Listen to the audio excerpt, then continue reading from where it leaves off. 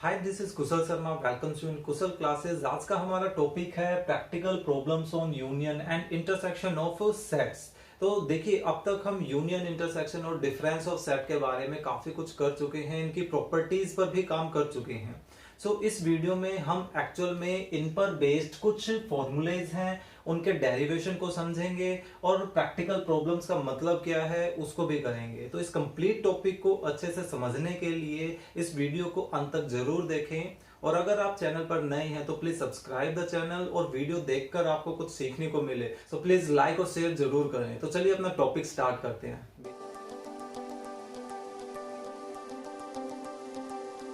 तो देखिए, एक्चुअल में प्रैक्टिकल प्रॉब्लम्स का मतलब है कि हमारे डेली रूटीन में जो प्रॉब्लम्स आती हैं उनको किस तरह से सॉर्ट आउट किया जाए। यहाँ पर देखिए, हमारे पास यूनियन, इंटरसेक्शन और डिफरेंस से रिलेटेड कुछ फॉर्मूलेज हैं। हम इसके डेरिवेशन को यहाँ पर अब करने वाले हैं। सबसे पहली कंडीशन देखिए, हमारे पास क्या है कि अगर कोई दो सेट्स हैं और दोनों फिलहाल हम कैसे लेके चल रहे हैं, फाइनाइट, इनफाइनाइट सेट्स पर काम नहीं करेंगे हम यहाँ पर। ठीक है, अब इस चीज को देखिए कि ये जो हमारे पास एन जो यूज किया जाता है, ठीक है, ये किस चीज को रिप्रेजेंट करता है कि किसी सेट में कितने नंबर ऑफ एलिमेंट्स है। यानी कि आप जितने भी फॉर्मूले देखेंगे सभी में देखिए, सभी के आगे यहाँ पे एन लगा हुआ है। यानी कि इस कंप्लीट टॉपिक में हम किसी सेट में जितने नंबर ऑफ एलिमेंट्स होते हैं उन पर काम करने वाले हैं। वो क्या एलिमेंट है उनसे हमें कोई भी मतलब नहीं है। तो देखिए, पहला फॉर्मूला क्या है कि अगर हमारे पास कोई दो सेट है और दोनों सेट के बीच में कुछ भी कॉमन नहीं है, उनका इंटरसेक्शन देखिए क्या है, 5, तो उस कंडीशन में उन दोनों का कंबाइन पोर्शन जो बनेगा, यानी कि उन दोनों का यूनियन किया जाए तो उसमें कितने नंबर ऑफ एलिमेंट आएंगे। तो इसको सिंपली हम कैसे कर सकते हैं कि फर्स्ट सेट के नंबर ऑफ एलिमेंट और सेकंड सेट के नंबर ऑफ एलिमेंट्स को आपस में क्या कर लिया जाए, ऐड कर लिया जाए। सिंपल सा एग्जांपल करते हैं। देखिए, मान लीजिए एक 10th क्लास है और एक 11th क्लास है, हमें क्या करना है, दोनों को कंबाइन करना है कहीं पर। ठीक है, 10th क्लास के जितने भी स्टूडेंट है और 11th क्लास के जितने भी स्टूडेंट है, उन सभी को जब हम कंबाइन करेंगे तो अलग अलग ही है, उनमें कोई ऐसा स्टूडेंट तो नहीं होगा कि जो दोनों क्लासेस में पढ़ता हो, है ना। तो ये क्या है कि उनके बीच में कुछ भी कॉमन नहीं है।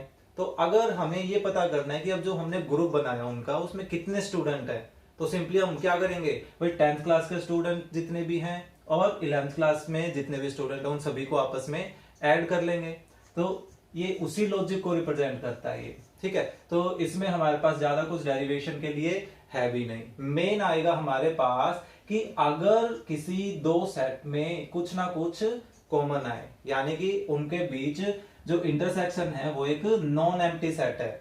ठीक है, जैसे मान लीजिए कोई दो कमिटी बनाई गई है, ठीक है, उसमें ए कमिटी और बी कमिटी ऐसे कुछ नाम दे देते हैं। कुछ जो पीपल्स हैं वो ए कमेटी में हैं लेकिन बी में नहीं हो सकते, या उन्होंने उसमें पार्टिसिपेट नहीं किया है, या कुछ ऐसे हैं जो बी कमेटी में तो हैं लेकिन ए कमेटी में नहीं है। लेकिन हम ऐसे भी देखते हैं, कई पीपल्स ऐसे होते हैं जो दोनों कमेटी में मेंबर बने हुए होते हैं, है ना। तो वो कहीं ना कहीं हमारे पास किस चीज को रिप्रेजेंट कर रहे हैं, दोनों में कॉमन को रिप्रेजेंट कर रहे हैं। दोनों कमेटी में कुछ पीपल ऐसे हैं जो कॉमन है। तो ऐसे कंडीशन में अगर हमें टोटल मेंबर्स के इंफॉर्मेशन चाहिए कि ए और बी कमेटी के टोटल कितने मेंबर हैं, तो ऐसे कंडीशन में हम इस फॉर्मूले की हेल्प लेते हैं। क्या है ये कि ए के जितने नंबर ऑफ एलिमेंट है ए कमेटी में, बी कमेटी में जितने नंबर ऑफ मेंबर्स हैं उन सभी को आपस में ऐड कर लो, और दोनों में जो कॉमन है, जितने मेंबर्स जो कॉमन आते हैं उनमें उनमें सिंगल टाइम जो है उन मेंबर्स को हम यहां से सब्ट्रैक्ट कर देंगे। तो ये तो जस्ट एग्जाम्पल के थ्रू हो गया, इसको डेराइव भी हम कर सकते हैं। देखिए, उसको समझने के लिए हम पहले हमारे वेन डायग्राम पर आते हैं। ये कंप्लीट जो पोर्शन है वो किस चीज को रिप्रेजेंट कर रहा है, ये रिप्रेजेंट कर रहा है ए यूनियन बी को रिप्रेजेंट कर रहा है। और देखिए, हम इस पर ऑलरेडी काफी हद तक काम कर चुके हैं। ये जो इतना सा पोर्शन है ये क्या रिप्रेजेंट कर रहा है, वो पोर्शन जो सिर्फ ए का है, उसमें बी का कुछ भी नहीं है। और ये जो पोर्शन है वो किस चीज को रिप्रेजेंट कर रहा है कि बी के एलिमेंट्स लेकिन उनमें ए के एलिमेंट नहीं है। और जो अंदर बच गए ये हमारे पास क्या है, दोनों में कॉमन पोर्शन।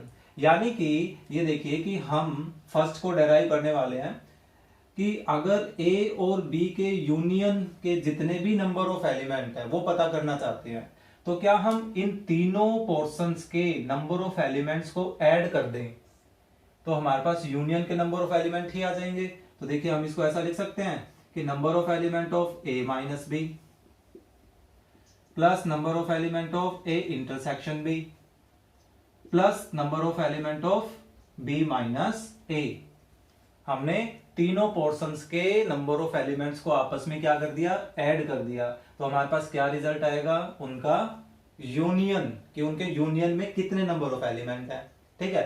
सो एक तरीका तो ये हो सकता है कि हम अगर किसी दो कमिटी या दो सेट के बीच का यूनियन आए और उस यूनियन के नंबर ऑफ एलिमेंट पता करना चाहें तो इस तरह से वो फॉर्मूला बनाया जा सकता है। एक तो ये हो गया, लेकिन हमें इस फॉर्मूले को देखना है कि ये फॉर्मूला कैसे बन सकता है।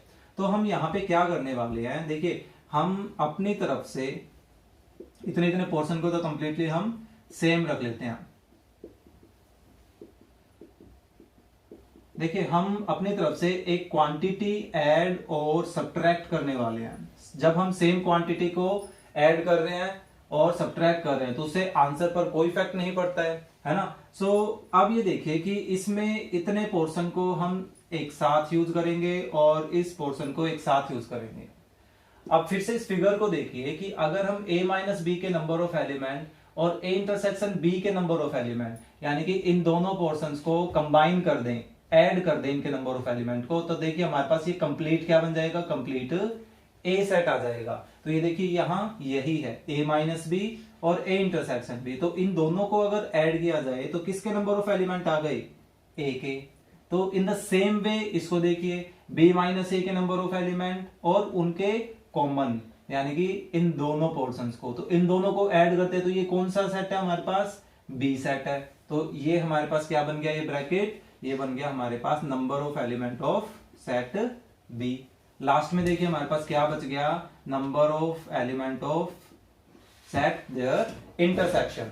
तो देखिए हमारा ये क्या आ गया, डेराइव कर लिया हमने कि भाई अगर किसी दो सेट के यूनियन में जितने नंबर ऑफ एलिमेंट है वो हमें पता करने हैं, तो हम क्या कर सकते हैं, फर्स्ट सेट के नंबर ऑफ एलिमेंट और सेकंड सेट के नंबर ऑफ एलिमेंट को एक बार ऐड कर लीजिए और उसमें जो ये कॉमन एलिमेंट है, अब ये कॉमन एलिमेंट जो है वो ए में भी ऐड हो गया और बी में भी ऐड हो गया, तो उसको हम क्या करेंगे, दो बार ऐड होने की वजह से एक सिंगल टाइम उसको सब्ट्रैक्ट कर दिया। आप इस तरह से भी इसको ध्यान रख सकते हैं। तो ये देखिए ये हमारे पास किसका डेरिवेशन हो गया, सेकंड फॉर्मूले का। तो अब हम स्टार्ट करते हैं ये थर्ड फॉर्मूला, इसके लेफ्ट पोर्शन को ही लेकर चलेंगे। थर्ड के लिए आप इस फिगर को देखिए, यहां हमारे पास क्या है कि ए बी और सी तीन सेट हैं, तीनों सेट में हमारे पास कुछ ना कुछ कॉमन पोर्शन भी है। और देखिए ये वाला जो पोर्शन है वो कंप्लीटली तीनों सेट में कवर हो रहा है, यानी कि इस पोर्शन को हम क्या बोल सकते हैं, ये हमारे पास है A intersection B intersection C, ये तीनों सेट का कॉमन पोर्शन है, तो हम इसको इस तरह से लिख सकते हैं। चलिए इसको स्टार्ट करते हैं। एक्चुअल में इसके डेरिवेशन में हम सेकेंड फॉर्मूले को काफी हद तक यूज करने वाले हैं। तो इसके लेफ्ट हैंड साइड को चूज करते हैं, देखिए बी यूनियन सी। अब इसमें हम ये करने वाले हैं कि जो बी और सी का यूनियन है उसको एक सिंगल सेट कंसीडर कर लेते हैं। ए हमारे पास वैसे ही एक सिंगल सेट है, तो ये देखिए ये हमारे पास ए को रिप्रेजेंट कर रहा है और ये सेट बी को रिप्रेजेंट कर रहा है और इन दोनों का क्या हो रहा है, यूनियन, जैसा कि यहां पर भी है।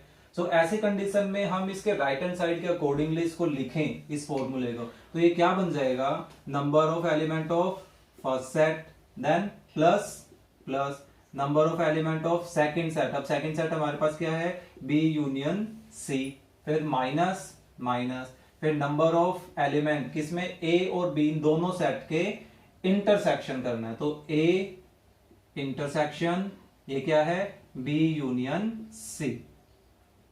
ठीक है, यानी कि हमने यहां पर कौन सा फॉर्मूला यूज किया, अपना सेकंड फॉर्मूला यूज किया यूनियन का। अब यहां देखिए इस पोर्शन में फिर से हमारे पास यूनियन का ये फॉर्मूला यूज हो सकता है, तो हम इसको भी एक्सपेंड कर देंगे और यहां पर डिस्ट्रीब्यूटिव प्रॉपर्टी अप्लाई करेंगे। तो देखिए इसको तो रखते हैं सेम, इस पर फिर से ये फॉर्मूला लगाते तो ये क्या बन गया, number of element of B plus number of element of C minus number of element of B intersection C. ठीक है, ये देखिए बिल्कुल सेम उसी पैटर्न के अकॉर्डिंगली। अब माइनस नंबर ऑफ एलिमेंट, अब यहां देखिए हम डिस्ट्रीब्यूटिव प्रॉपर्टी लगाने वाले हैं, तो ए इंटरसेक्शन जो है वो बी के साथ भी डिस्ट्रीब्यूट हो जाएगा और सी के साथ भी। तो एक बार बी के साथ करते हैं इसको डिस्ट्रीब्यूट और एक बार सी के साथ डिस्ट्रीब्यूट करते हैं, और दोनों के बीच में देखिए क्या है, यूनियन, तो वो यूनियन यहां आ जाएगा। तो ये बन गया हमारा डिस्ट्रीब्यूटिव प्रॉपर्टी। ठीक है, सो अब इस पर और आगे काम नहीं किया जा सकता है, तो इसको तो हम करेंगे कंटिन्यू।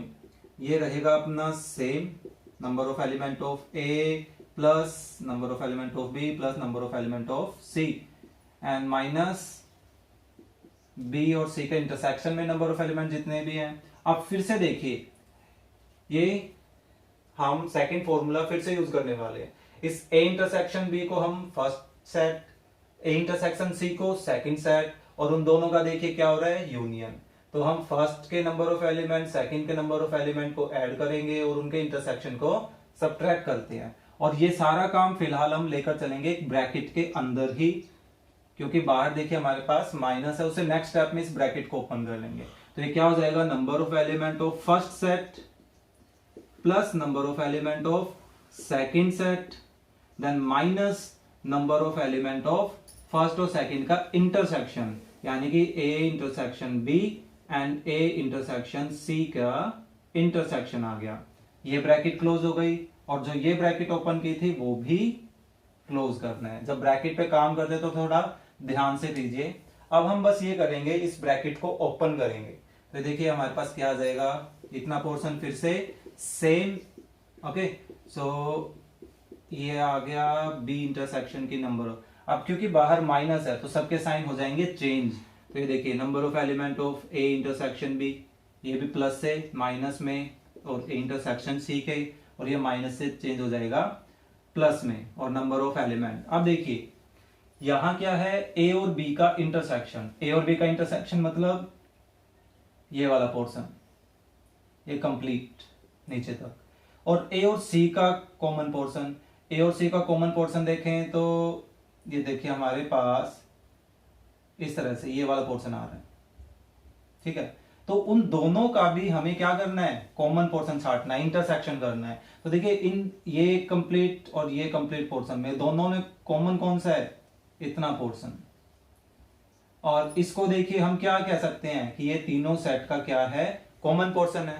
तो इस कंप्लीट फॉर्म को हम कैसे लिख सकते हैं, A intersection B intersection C की फॉर्म में लिखा जा सकता है। तो यही हमारा देखिए थर्ड फॉर्मूले का क्या आ गई, राइट हैंड साइड, ये इसका डेरिवेशन हो गया। देखिए ए के नंबर ऑफ एलिमेंट फिर plus B plus C minus A intersection B, ये यहां है प्लस, इसमें माइनस की फॉर्म में हम इस तरह से कम्यूटेटिव लो लगा सकते हैं, क्योंकि साइन हम साथ ही रखने वाले, तो ये एडिशन की फॉर्म में कम्यूटेटिव लो बोला जाएगा। सो बी इंटरसेक्शन सी, ये रहा देखिए ए इंटरसेक्शन सी, और ए बी सी का इंटरसेक्शन एडिश प्लस में, तो ये देखिए ये आ गया कंप्लीट। तो ये थे हमारे इन फॉर्मूलेज के डेरिवेशन। ठीक है, एग्जाम्पल हम ऑलरेडी इसके बारे में दे चुके हैं कि किस तरह से जनरल क्वेश्चंस में इन फॉर्मूलेज की हेल्प ली जा सकती है। अब ज्यादातर फॉर्मूलेज हमारे पास ये यूज होता है। अब देखिए क्योंकि इसमें कितने टर्म हैं, 4 टर्म है, तो 4 में से अगर हमें कोई भी 3 टर्म दे दी जाए तो बची हुई 4th टर्म हम आराम से इसमें से फाइंड आउट कर सकते हैं। और ज्यादातर जितने भी क्वेश्चन हैं हमारे पास इस एक्सरसाइज के, वो सभी इसी पर बेस्ड दिए गए हैं। एक्चुअल में एक्सरसाइज में हमारे पास 3 सेट से रिलेटेड कोई भी क्वेश्चन नहीं है, तो अगर पॉसिबल हुआ तो इससे रिलेटेड कुछ क्वेश्चंस हम अपनी कुछ नेक्स्ट वीडियोस में करेंगे। Okay, thank you.